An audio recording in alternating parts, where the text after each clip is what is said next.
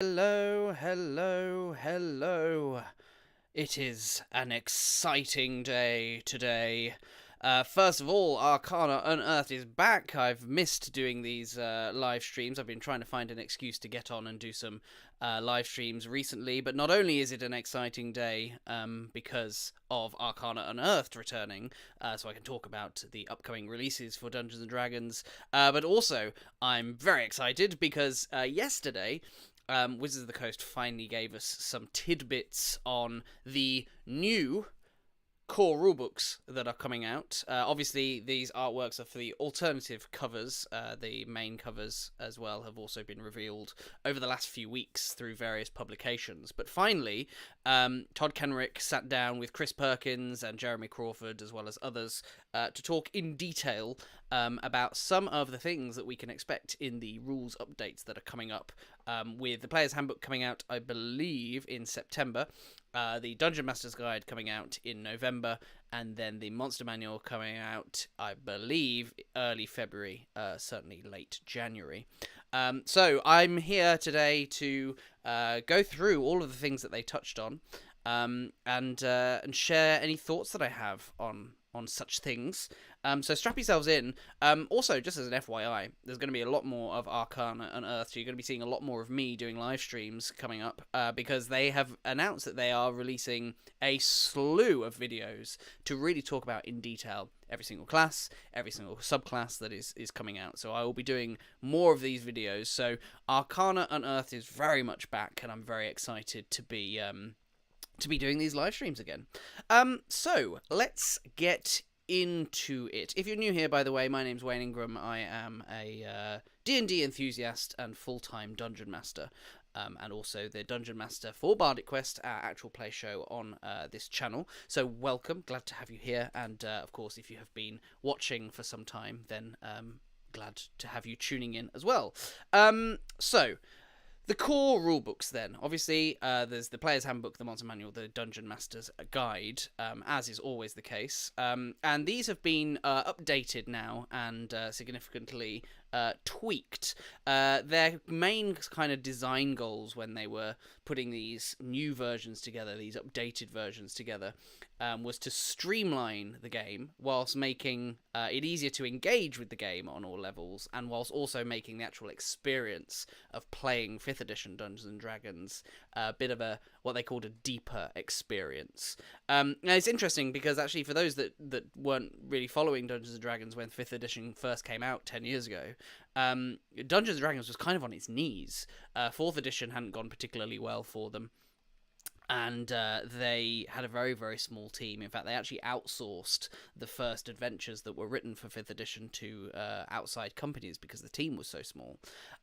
So in some respects, the 5th edition Dungeon Master's Guide, Player's Handbook, Monster Manual were done on a bit of a shoestring budget. They were limited on time, resources, and people. So of course there were imperfections, and I have to say, considering that, I actually think that they did a very good job with what they produced with 5th edition. So this is kind of their redo now, if you will, their opportunity to tweak things, make things better, now that they have more resources at their disposal. And my god, you can tell that they've got more resources at their disposal with these books, which we'll cover in a moment. So one of the things that they wanted to do, which obviously they play tested as well, was making the use of weapons in Dungeons & Dragons 5th edition a more rich experience, as they described it. The idea being that at the moment, if you're a martial class, utilizing weapons in combat can be a bit lame, a bit bland. So with the weapons mastery system, which I did do a video on the playtest of that, which you can check out, the weapons mastery system allows the use of weapons to be a more tactical choice. So weapons will have properties that you can unlock and things like that. So they wanted to make that a much more exciting experience. And actually what they have announced is that the weapon mastery system not only is going to be linked to the martial classes, but is also actually going to be part of the feats system. So if you wanted to take weapon mastery as a feat, you would be able to do that, so you can tap into doing funky stuff with different weapons and things. all of that will become a little bit more clearer. I think they're going to do a video doing a deep dive on the weapon mastery system. But as I say, they did do an Unearthed Arcana with it as well, so you can check it out there, at least the playtest version of it. Things will have been tweaked, no doubt. But I think they were also talking about more options available to characters that use the weapon mastery system as well to unlock more. So the weapons themselves are going to be much more exciting to use in this new version. I'm actually really looking forward to maybe trying out, or at least having a few martial classes at some of my game tables to see how much more of a dynamic experience that is. Chris Perkins actually said that obviously they've been playtesting the 2024 martial classes now for over a year, and he said he went back to a table recently to play with a 2014 fighter, and he said he actually felt quite naked without the new weapon mastery system. So it really should, by all accounts, change the feel of martial classes, which is great. The spell book at the back of the Player's Handbook is actually now over 100-ish pages with about 400 spells. And they have had a focus when they've put these spells together on making sure that there are ways to further enrich both the social pillar of the game and the exploration pillar of the game. But actually not just in the spells. They've kind of leaned into that a little bit more, apparently, is what they were saying. But also not just in the spells, but also in the classes as well, the class features. They want to make sure that if you're a fighter, that you don't feel useless when you're in a social interaction scene or exploring around. And likewise with the barbarian, they want to make sure that you always have something to do, regardless of what class you are, which I think is good, because I've certainly had it at tables where the fighter feels as though they don't necessarily have something to contribute from a mechanical standpoint. Yes, they might have opinions and views on the situation, and they might be able to roleplay, but from a kind of moving the scene forward, I know that a lot of fighters, for example, will often feel that they don't have anything to contribute mechanically, and so it's good to hear that they are tweaking those things to try and make it a little bit better for all classes. Also, and this was a big mic drop moment, actually. They have declared that they are releasing new crafting rules, not just in the Player's Handbook, but in the Dungeon Master's Guide as well. I'm going to focus first of all on the Player's Handbook. I'll come to the Dungeon Master's Guide in a little bit. But one thing that they did confirm was that the crafting rules, there are going to be crafting rules present in the Player's Handbook and in the Dungeon Master's Guide, but the ones in the Player's Handbook are going to be a little bit more limited. Those are going to be crafting rules for crafting potions and scrolls. In the Dungeon Master's Guide, they'll open that up a little bit more, and we'll talk about that later. But new crafting rules, which is very, very exciting. One of the things that they also wanted to do with these core rulebooks that they were talking about in this video was that they wanted to make them far easier to reference, which, thank the gods, because one of my frustrations I've had with 5th edition is that the books are terrible for referencing. So I'm hoping that this is a design choice that they make throughout all of the books that they release going forward, just making them better for referencing. So one of the ways that they're doing that is they're actually introducing a rules glossary at the back of the book, presumably as one of the appendices. So one of the things that they have referred often to is when you have a ruling, most often, although not all the time, but they have said that they're going to try where they can to direct you to the rules glossary so that they can keep things focused on the actual page and just say, check out this rule in the rules glossary and check out that rule in the rules glossary. But also what it means is that the rules glossary provides a skimmable index of all of the rules, so that if anything needs to be queried, it's a lot easier to query rather than having to go to the index of the Player's Handbook, find the bit that you need to only be told to go to another part of the index to then be told what page it is. So that sounds so much better. They want these books to be much easier to reference at the table, which is a joy that they're finally looking at that. So great news on that front. I noticed as well they did give a screenshot. I forgot to get a screen grab of it, but a screenshot of the weapons artwork. The weapons artwork is kind of like line drawings in the current Player's Handbook, but in the new one they've gone for full art, and they have also the name of the item and the cost in gold pieces next to the weapon as well, which kind of made me think that it looked a little bit like an Argos catalogue, which I don't know if that will ring true for our international viewers, but yeah, it kind of gave me something to chuckle about. So here was another big rules update that they confirmed. As of the 2024 Player's Handbook, drinking a potion will now be a bonus action rather than an action, which they have decided to do that based on the fact that most people seem to house rule it as a bonus action. I don't. I stick with an action because I'm not a grumpy DM, but you know, I don't like to give anything away for free if I can help it as a DM. Which, you know, your mileage may vary on that. But yeah, so potions will be a bonus action, which actually, to be fair, I do think makes a bit more sense than an action, considering that an item interaction is a free action. So yeah, potion drinking will be a bonus action. So I'm sure there will be a lot of players rejoicing for that. There is going to be a total of 48 subclasses in the new Player's Handbook. This is, by the way, I think they said one of the biggest. It's definitely bigger than the 2014 Player's Handbook. I think they may have said it was the biggest Player's Handbook ever. But don't quote me on that. I know they said that for the Monster Manual. It's definitely the biggest ever Monster Manual. But yeah, 48 subclasses. There will be, I believe the number was 3 subclasses, or was it 4? No, it'll be 12 classes, 4 subclasses per class. And every class is going to have a full-page piece of artwork.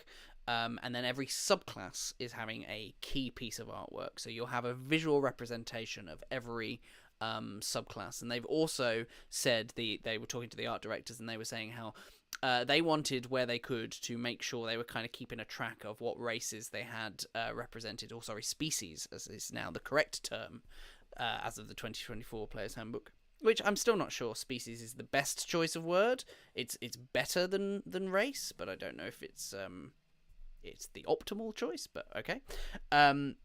They're going with species, so they've tracked how many pieces of artwork each species has, so there should be a good representation across the different species as well.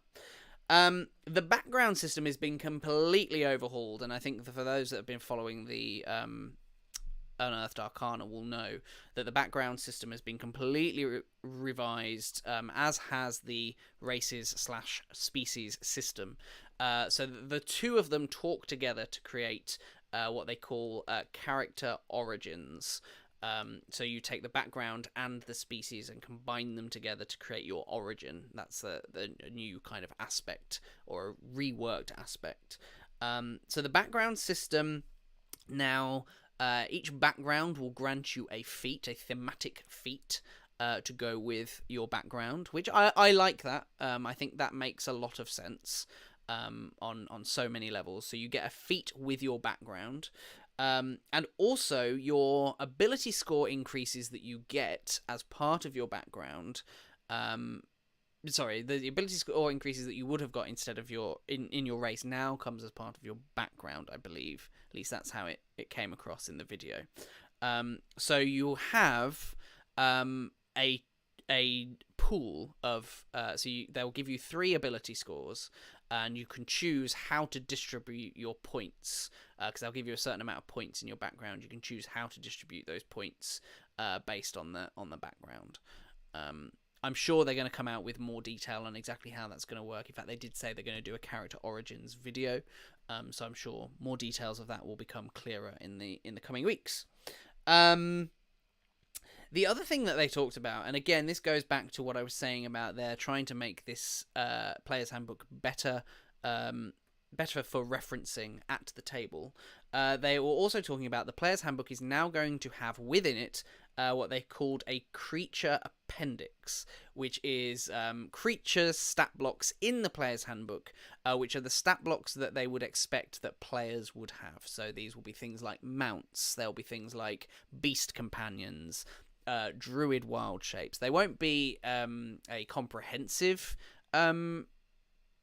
appendix of creatures. It won't cover everything because they have limited space, so there will be some things that you'll have to reference the monster manual for, but they've made a concerted effort to make sure that there is enough stat blocks so that if you're just picking up a player's handbook for the first time, you should be able to have all of the stat blocks that you need. I think familiars will be in there as well and things like that, so a really good move from them there to put that all together. And again, it won't be comprehensive, but it will be enough to get you started, which I think is excellent. Yeah, mounts and familiars is in my notes. I have like 3 pages of notes from this video. It was really good what they released. They have also said that they have completely revised. Well, I say completely. They have revised. I don't want to say completely because I've not seen one yet. But they have revised the stat blocks for this rules update in order to make them, quote, easier to read and more fun to use. We will see how that plays out, of course. But yes, any improvement to the stat blocks would be good. I'm hoping there's an element where they have kind of looked at what MCDM did with their monsters with flea mortals, and they've kind of taken a bit of a design cue from them. I'm hoping, but we'll see. They have also made a concerted effort to ensure that psionics are now a more core aspect of the game. They are now featured in some subclasses, and apparently they were saying that this was actually something that they wanted to do in the 2014 Players Handbook, but they simply ran out of time. And again, it goes back to what I was saying earlier about they were a really small team when the 5th edition Players Handbook came out, because 4th edition had not been so successful, so the team had really shrunk over time. So there were a lot of limitations that they had when they had the 2014 Players Handbook and core rules to write, whereas now they have a lot more at their disposal. And again, I think that shows with the amount of artwork that they are cramming into this book. I'll be intrigued to know what the final page count is, and I wonder if they'll tell us that before it's released. But I think this is going to be a tome, as are all the core rulebooks, I think, from the sounds of things. Alright, so there are also going to be 75 feats in total in this book, which I think is a significant increase on the 2014 Players Handbook of at least by another, I think it's about 50 maybe in the Players Handbook. I've never actually counted. But I know it's improvement. There's first level feats, so those are the feats that you get as part of your backgrounds and things like that. And then there are epic boons for 19th level characters, and then they have feats specifically designed for different characters. Some of those feats, or one of those feats, is actually a class feature in the 2014 Players Handbook, where they've taken a class feature out and put it into the feats. So that is fighting styles. So fighting styles are now actually going to be a feat that you can take rather than a feature of some of those martial classes. And they have also announced that as part of that fighting styles feat, when you choose your fighting style, you're actually going to have more options to choose from as well, which is great news. So this was a big one. This was a big update, which I quite like. Inspiration has been changed and replaced. Kind of. So Inspiration's had a rebrand, and it's now Heroic Inspiration, which I think is a term they were throwing about in the playtest materials. It's now going to be called Heroic Inspiration, and instead of granting you advantage when you use it, instead it's going to give you the opportunity to re-roll. So you have your Heroic Inspiration, you roll at the dice, and you're like, that was not a good result. I'm going to use my Heroic Inspiration to re-roll the result. Crucially, it is not the same as advantage. They said, there's always so many ways to get advantage in the game that Inspiration kind of seemed a bit moot.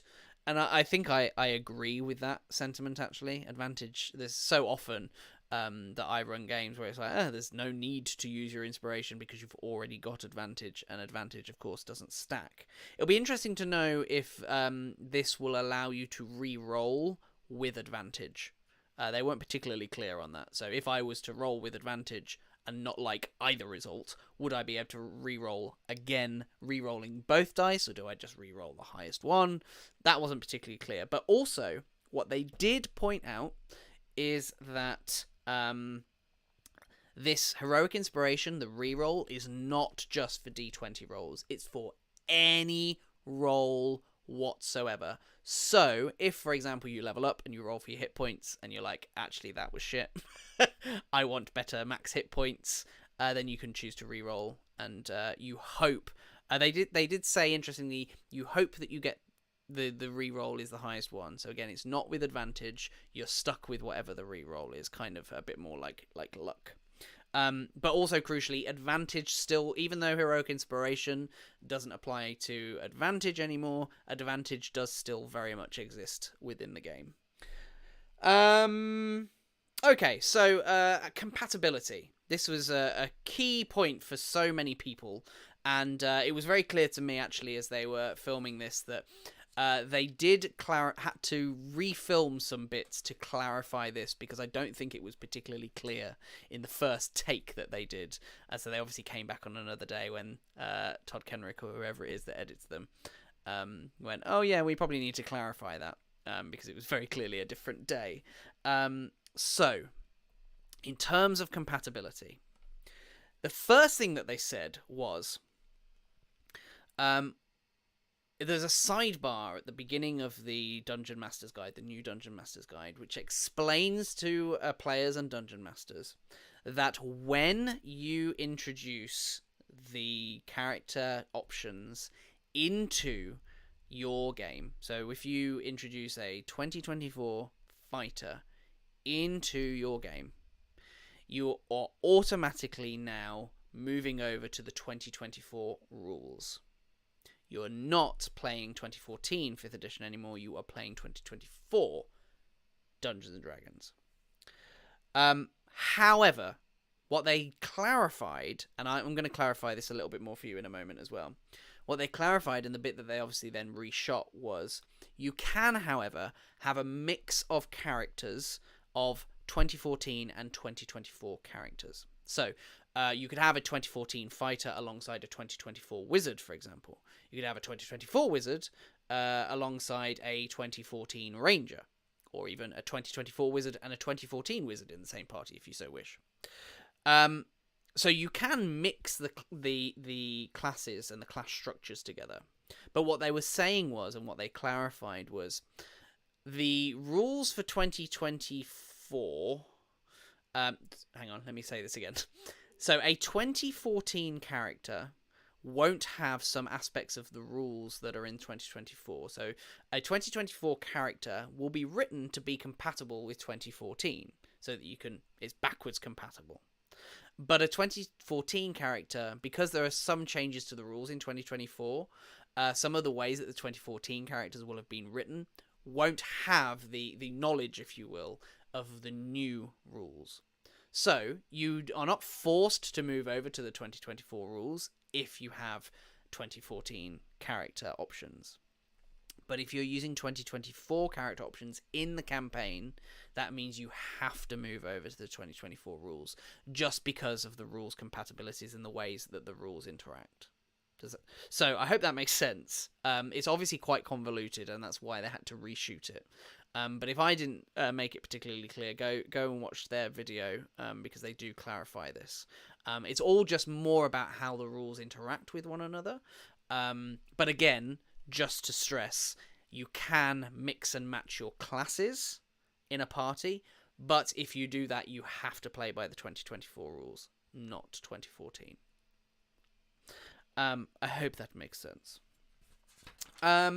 So, a few more things on the Players Handbook before we move on to the Dungeon Master's Guide. So, one of the things that they've wanted to do, again, is they want to make these books better for people to be able to just pick up and get playing the game as quickly as possible. They're making a much more concerted effort with this version of the rules to try and help to teach you the game, which, thank goodness, because, again, 4th edition didn't do very well for Dungeons & Dragons. 5th edition, when they wrote it for... devoted Dungeons & Dragons fans in mind, rather than particularly new players. And it kind of shows in the way that the books are written, if I'm honest. It kind of assumes a lot of what you know about the game. Whereas with these, they're really making a concerted effort to bring on board new players, which is good. It's a good move. So some of the things that they're doing is, as you're building your characters, when you select your class, one of the things that you'll see in there is that there will be a suggested array to use, so suggested stats. So this will be on the basis of presumably a standard array. So you'll have the standard array, and then they will say, for optimal use for this class, here's how we'd suggest that you use the standard array. But you don't have to do it that way. You can customize it. Equally, the other thing that they're doing when you select your class is they will also suggest some backgrounds that will go very, very well with that class. Again, the idea being that if you're a new player and you just want to get started and get playing, some of those things, some of those choices are already very clearly laid out for you to just be able to go, yep. So essentially, what they're giving you at that point is kind of a semi-pre-gen, which is good.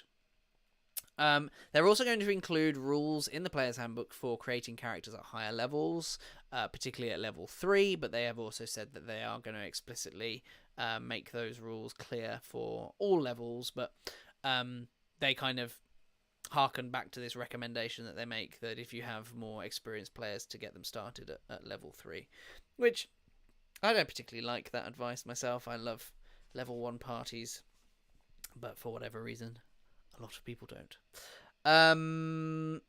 And also they have confirmed, which is not new news, but good to hear it again, that the Orc, the Goliath, and the Aasimar are now going to be core races as part of the core rules. So good news, and congratulations to those 3 species. It's going to take me a while to stop saying races and move to species, but I will make my concerted effort. So that is the Player's Handbook. I'm going to talk about the Dungeon Master's Guide in just a moment. But if you are new here and you are enjoying this video so far, don't forget to subscribe and hit that bell icon so you get notifications for when we do more videos. And as I say, there's going to be a lot more Arcana Unearthed coming out over the next several weeks, probably months, because they're going to be releasing these videos thick and fast. Giving us more in-depth looks at all the various classes and subclasses and such. Okay, so Dungeon Master's Guide. I wasn't expecting... This video was advertised as everything you need to know about the Player's Handbook. I was not expecting them to give detail on the Dungeon Master's Guide. So as a full-time Dungeon Master myself, my ears pricked up and I got very, very excited to get some information on the Dungeon Master's Guide, because they haven't really given us anything other than talk of the Bastion system. So, this is going to be a bigger Dungeon Master's Guide than the last one, and this is a running theme that we have across all the core rules. It's bigger. So, it's going to include 4 new sections, which Chris Perkins laid out. There are going to be in here 5 sample adventures. There's going to be a complete campaign setting, which they confirmed that we had heard rumours, but they have confirmed that the campaign setting featured in the Dungeon Master's Guide is Greyhawk, which we'll come back to in a minute. There will be a lore glossary, so kind of like the rules glossary in the Player's Handbook, a lore glossary, which we'll come back to again in a minute, and of course the Bastion system as well. So, there's going to be a chapter on how to create adventures, which makes sense. And then after that, that's where they're going to put these 5 sample adventures. So the idea is that they tell you how to create an adventure, and then they show you some examples. They've also said that they have laid out these adventures in such a way as to inspire other Dungeon Masters on how to prep their notes. Which that kind of got me perhaps a little too hopeful, because again, as I mentioned at the top of this live stream, I've been frustrated with 5th edition's difficulty at skim reading and referencing, so I'm hoping that with this kind of design intent on how they're going to encourage you to write your own Dungeon Master notes, that they're going to put their money where their mouth is, take their own advice, and start using that format going forward. But again, that's also presuming that the format that they suggest in the Dungeon Master's Guide is better than how they do it normally, currently. But we will see. So Greyhawk's setting has been confirmed. There's going to be a poster map in the back of the Dungeon Master's Guide, which is always great. On one side, you will have the city of Greyhawk, which they refer to as the campaign hub, and also a poster map of the wilderness surrounding it. The idea being that they tell you about creating a campaign hub for your campaign, and they can reference the Greyhawk campaign setting and that map, and then also telling you like how to build out a sandbox campaign setting, so to speak, and lay out and reference that map as well. So this is a fully functioning sandbox campaign setting around the city of Greyhawk. They're also going to feature this lore glossary, as I mentioned, which is the idea being that it is for shared knowledge. So obviously, for those of us that are keen Dungeons and Dragons fans, the likes of Vecna or Neverwinter or Waterdeep or the Book of Vile Darkness, for example, all of these are things that we as long-term Dungeons and Dragons players know what we're talking about when we talk to each other about it. So this is an attempt from them to kind of make that information more readily available. So if I mean on a slightly cynical level, you'll have noticed that Hasbro have really lent into the IP, the intellectual property that they own, much more heavily in the last 12 months, 18 months since the OGL debacle happened, because that's the only bit really that they now own, which is the intellectual property side of things. So the lore glossary on a cynical level feels like an attempt to kind of tighten up the their intellectual property and make it much more widely known. But on the other hand, I don't think that's bad for players or dungeon masters either, because a shared language and shared knowledge is always good for water cooler moments, shall we say. Not that really we have any of those as much anymore, given people mostly work from home, but you get the idea. Okay. So they touched on the Bastion system briefly. Again, I did I think it was a number of videos, in fact, on the Bastion system. They didn't reveal that anything had changed on the Bastion system, but they did talk about it briefly.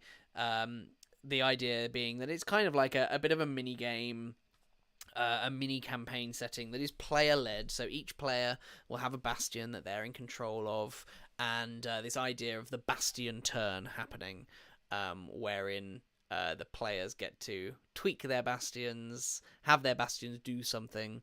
It's like downtime without the need to actually stop adventuring.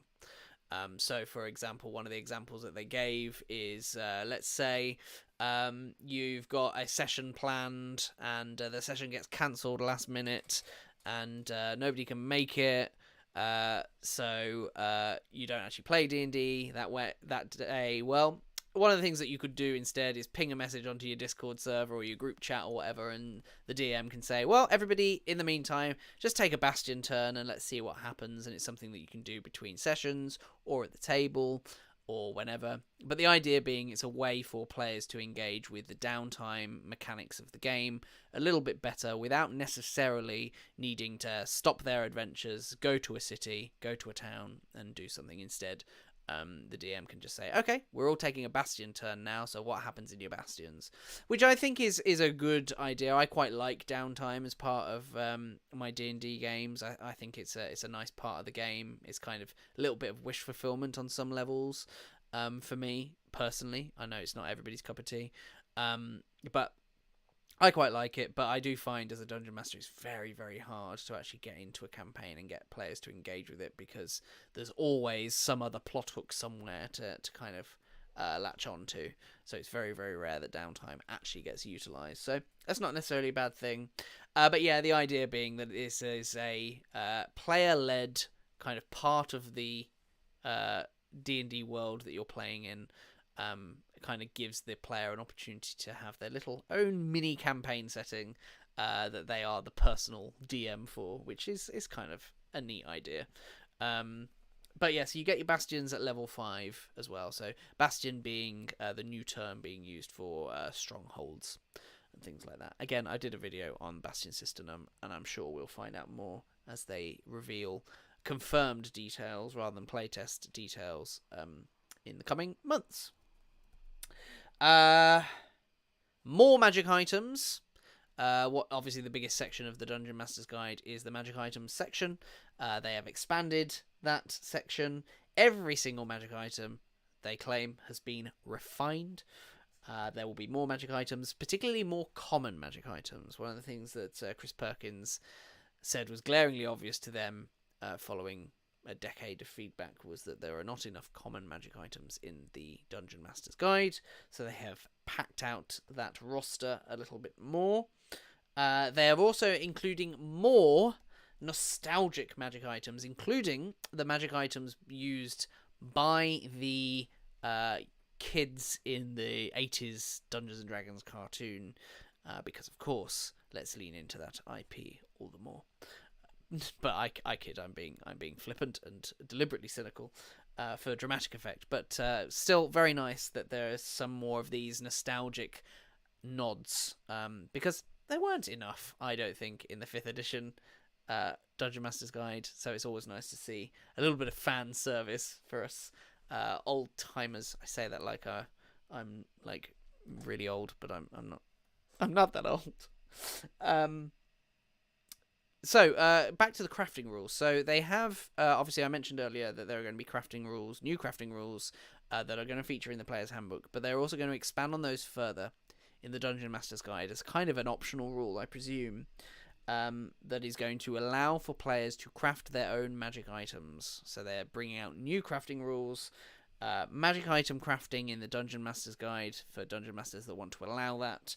And also a limited version of crafting for potions and scrolls in the Player's Handbook. The Dungeon Master's Guide is also going to feature a chapter on the cosmology of the Dungeons & Dragons multiverse, all about the planes, describing the various planes, and trying to provide, I think as Chris Perkins said it, more useful information about those planes, but also an acknowledgement, once again, that if you're the Dungeon Master, you can ignore all of it and do the cosmology however you want. So this was another interesting thing, and this got me very, very excited as somebody who is a fan of stationery and things like that. And this is the sort of stuff that I think that the Dungeon Master's 5th edition guide in 2014 was really lacking, was things like this. They're going to be including in the Dungeon Master's Guide what Chris Perkins referred to as tracking sheets.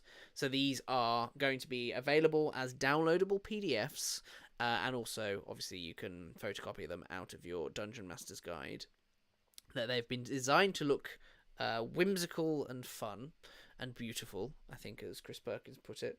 But also for a Dungeon Master to be able to print out, fill out, and put in their binder or their journal or whatever it is that they're tracking their campaign in. So, some of the sheets that they listed off, I don't know if this is a comprehensive list or if there are more of them, but these are the ones that Chris Perkins confirmed. So, there will be a NPC sheet for a Dungeon Master to use whilst they're designing and laying out their important NPCs, which, thank goodness, I think that's a really good one to have. A settlement sheet. So, again, a Dungeon Master can plan out and plot out their settlements. A bastion sheet, so that Dungeon Master or indeed players can keep track of their bastions and what their bastions are up to, what their bastions have achieved, what resources they have. A magic item distribution tracking sheet, so that a Dungeon Master can keep track of where all those magic items have gone, and presumably where players found them for the purposes of identification. I imagine that would be quite useful, because there have been many times where, for whatever reason, players have picked up a magic item, not identified it immediately, and then several sessions down the line again, oh yeah, didn't identify this thing. And I'm like, yeah, where did you find it? Maybe that's a me problem. there's also going to be a important PC info sheet, which is presumably things like passive perception, armor class, maximum hit points, alignment, things like that, so they can quickly have a glanceable view of the party members. And also, finally, the other one that was confirmed, and again, I don't know if there are going to be more of these, but a session planning sheet as well, which, alleluia, also another thing that I think the Dungeon Master's Guide should have. I've ultimately created a lot of these things myself for my own notes over the years, but nice to have a recommended resource for Dungeon Masters who are just starting out, so really good. So the first 3 chapters of the Dungeon Master's Guide, because the arrangement of the 2014 Dungeon Master's Guide was all over the place. It starts with like designing your campaign setting, and like running the game is like chapter 7 or something ridiculous like that. So they've reorganized the Dungeon Master's Guide so that chapter 1 is the basics of the game, which is good. Teaching Dungeon Masters how to run the game, or how to play the game. Then chapter 2 is about running the game and how to run the game, which I'm hoping they really provide. This is the chapter that I'm most curious about, if I'm honest, because they really need to provide the procedures of play. I am concerned that that won't happen, because I think the current design philosophy of Wizards of the Coast is fairly fast and loose and fluid in how the game should be played, much like actual play shows appear to be. But I much prefer to have, at least if you're a starting out dungeon master, have really solid, clear procedures on how to run a dungeon, how to run wilderness, how to run downtime, how to run being in a city or whatever. I hope that they put things like that in there. I'm not holding my breath, but if you have those solid procedures when you're starting out, that really makes the dungeon mastering experience really much easier to get to grips with. And then later on, if you want to start being a little bit more loosey-goosey once you're more experienced as a dungeon master, then fine, you play however you want. But I think we should be starting out with solid procedures. So I'll be really interested to see how that running the game chapter reads. And then in chapter 3, they have what they have called the Dungeon Master's Toolbox, which is the place where you'll find things like traps, poisons, siege engines, rules on building NPCs, and all the little tools and toys that a dungeon master can use. Well, I've kind of been piled into chapter 3, and obviously there'll be more chapters, but they didn't explicitly state which chapters are what. But presumably, obviously, there's the adventure building chapter, the campaign setting chapter as well, linked with all of the 5 sample chapters, Greyhawk and everything, as I mentioned earlier. So that is the updates thus far on the Dungeon Master's Guide, which again I was not expecting from that video, so I was really, really excited to get a little bit more detail on that. If you followed along this far, do me a massive favour and smash that like button. It really does help with the YouTube algorithm and getting this video out to more folks. So thank you very much for that. Finally then, we did have a little quick 5 minutes on the new monster manual as well, that they laid out before the end of this video. So I'm just going to touch base on it very, very quickly. It won't take too long because there wasn't much said. But this is the largest ever monster manual for Dungeons & Dragons ever. So that's also going to be quite the tome. There are over 500 monsters in this monster manual, which is quite an impressive number, really, given the fact that the 2014 monster manual was, I think, about 300 pages long. So to get 500 monsters in and all of the lore to go with them, that's quite a feat, actually. But again, I imagine the page count is probably closer to 400 here, so a little bit more manageable with that. Again, they have a lot more resources at their disposal with this set of core rules, and it shows, which is great. It's good. More is better in this particular instance with core rules, I think.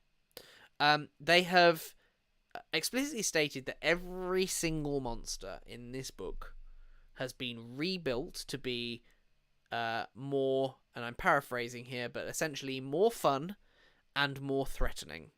So they are cranking up the difficulty on these monsters, which, thank the gods, because as a dungeon master, it is very tricky. Utilizing the current CR system that they have is very tricky to actually challenge your players sometimes, particularly when they've just had a long rest. So they've been tweaking all the monsters, plus there are going to be 75 new monsters in this monster manual, and this is something they talked at length here. So one of the things that they noticed, and one of the things that they had feedback on, was that they think of like the different monsters as like families. So you have things like elementals and undead, like the wider categories, but also you have like families of monsters. So like vampires or hags or golems, for example. And what they noticed was that there were quite a few families that didn't have low CR monsters, so low difficulty monsters, and they also had some families that didn't have high difficulty or high challenge rating monsters, kind of like what was it they called it, apex versions of some of these families of monsters. So one of the things that they've done is they've kind of looked across all of these families of monsters, and they've looked at where the kind of holes are in the challenge rating. I imagine they've probably looked at it in terms of tier, in terms of like levels 1 to 4, 5 to 10, 11 to 15, 16 to 20. They've probably looked at it like that, but making sure that every family of monsters has got something that can be thrown at the players in each tier, I imagine, but I'm coming to that conclusion myself. So 75 new monsters to fill up some of those holes in the low CR and the high CR.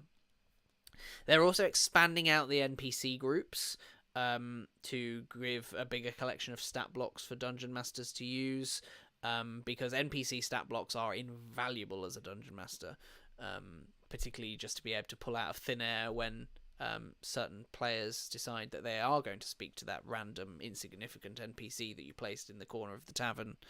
And so that you've got a stat block to work with that you can just pull off and go, oh, okay, this is a commoner, or this is a noble, or this is a guard, and just be able to pull those and go from there. So they're expanding those out to include, I think one of the things they referenced was the pirate stat block, so you can just have a pirate NPC, things like that.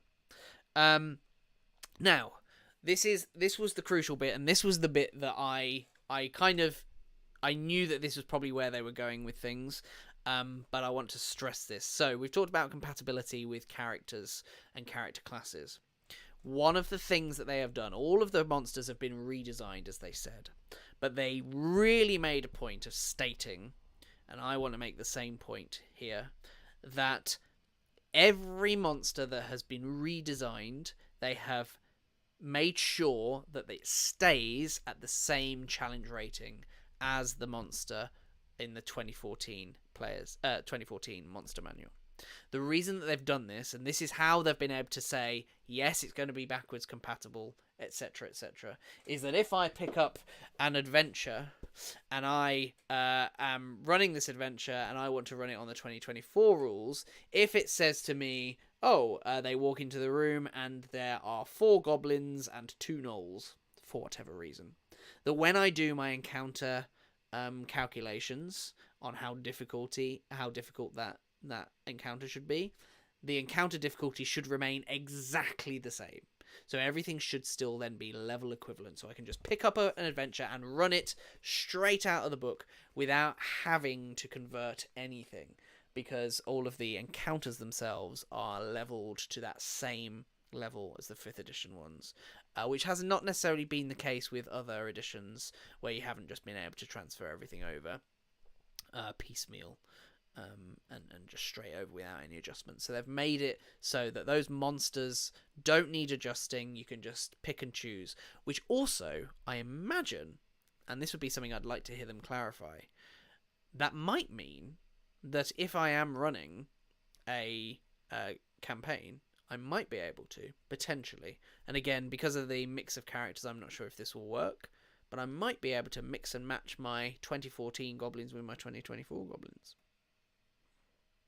I'm hoping that if I'm doing a 2014 game that's running on the 2014 rules, that I might be able to mix and match and throw in some 2024 goblins as well in there. But as with the characters, it might not work that way because there might be some rules references in the 2024 ones that don't hold up with the 2014 rules. But it'd be interesting to see. I'd like them to clarify that and see. I mean, the changes might not be that significant. But whilst they have said that they're redesigning the monsters but making sure they remain at the same challenge rating, they have also stated that some monsters they've actually done some refining to have them better reflect the challenge rating that they are given. In other words, and they kind of rephrased it, in other words, they are making these creatures more difficult. They are increasing the difficulty of some of these monsters, which is great news from a Dungeon Master's perspective. Hopefully it will make the challenge rating system better, and again more refined, so that it's a little bit more reliable, particularly at higher levels. But they had acknowledged that directly in the video, that some of the creatures just didn't hold up to the level that they should be against other characters. So fingers crossed for that. So finally, the other thing, and they kind of already touched on this already, and I've already kind of mentioned it, is that they are, just to kind of hammer home the point about the new monsters and the challenge rating bans, they are releasing new Apex versions of different creatures. I missed a couple of the ones that they mentioned, but I did manage to write a couple of them down. So one of the new Apex versions of a creature is the Arch Hag, which is like the high CR hag. And by Apex creatures, they're kind of talking in the same sort of vein as like a Tarask. So really high level creatures. So you have the Arch Hag, and the other one that I managed to catch was the Elemental Juggernaut, which is an Apex Elemental creature. So hopefully it means that they have a little bit more intent as well to perhaps release some more high level adventures, but we will see how that plays out. But yeah, I mean that's most of what they covered. As I mentioned, they are going to be releasing more and more of these videos. In fact, there's one coming out later today. They have talked about wanting to do a video dedicated to each class and make sure that they cover all of the subclasses as well. So these videos are going to be coming out thick and fast, and I'm going to be trying to keep up with them on that. I only have the time to do these once a week. I don't know exactly what day they're going to be every week. It will probably be a Tuesday or a Thursday, but I don't know for sure. So keep your eyes peeled on our socials. And of course, as I mentioned earlier, if you haven't done so already, do make sure to hit that subscribe button and hit the bell icon if you are new here, so that you get notified every time I go live. But I'm really, really excited now. I'm very much on the hype train for these. I love the new alt artwork for the covers. Not a huge fan of the new main sort of covers. I'm also not very happy. I don't know if people have seen, but they've actually inverted the spines on the new ones. So where it's black with white writing and then a red sort of ribbon flame thing with the logo, it's actually going to be the other way around. So it's going to be red with black writing and black with white writing up here on the ribbon, I think is what I saw. But it means that my new books, if I go with the mainstream ones, are not going to line up. They're gonna contrast my old ones, and I like things to look streamlined and matched. So it does mean that I can give myself full permission to go all in on the alt covers, which apparently look beautiful in person. But I do really like the designs of them quite a lot. So I'm really, really excited. I'm very much on the hype train now after that video. Very much so, and looking forward to diving deep into all of these books when they come through. They are now available on pre-order from D&D Beyond, and presumably Amazon and wherever else you get your Dungeons and Dragons books, but they are now available on pre-order. You can actually pre-order them all as a bundle on D&D Beyond as well. so you get them all. But I'm very much on the hype train. I'm looking forward to having these in my hand and trying to run these at a game. And it will probably be a slow transition for me over to the new rules. I don't imagine it will happen overnight because I have some long running campaigns already active. But I'm looking forward to these. I'm looking forward to seeing how the game feels different because it does sound as though it is going to feel a little bit different. But in all good ways, actually, it sounds. It'll be interesting to see how the classes function differently, but it feels cleaner and just from what they've been talking about, and that gets me quite excited. So looking forward to doing more of these videos with you guys as well. So thank you very much for everyone for tuning in. Yeah, I'm looking forward to more of these Arcana Unearthed as we now get very much on the hype train for Dungeons & Dragons 5th edition 2024 rules update. That's a lot of words just to say new update. Errata. Glorified errata. I'm joking. But no, I'm very much looking forward to it. So thanks very much for tuning in, and I will see you all next time.